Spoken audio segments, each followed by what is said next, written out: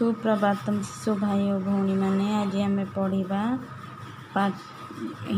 तृतीय श्रेणीर पाठ 9 एक मात्रा।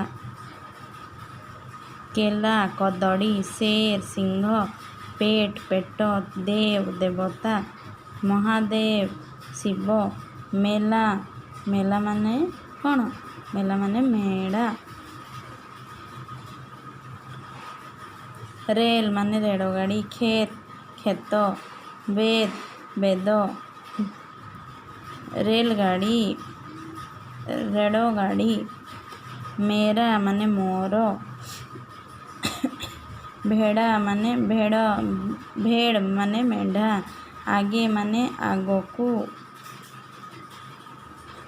केस माने चुट्टी मलेरिया माने मलेरिया देश माने देश जेल माने जेल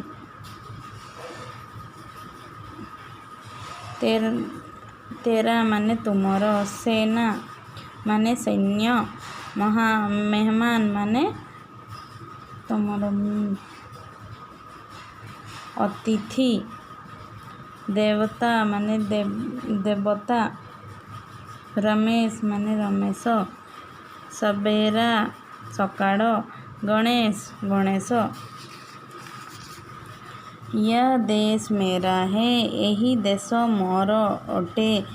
इस देश में अनेक देशवासी एक साथ मिलकर रहते हैं यही देश रे अनेक देशवासी एका सांगरे मिलीमिशी रहती।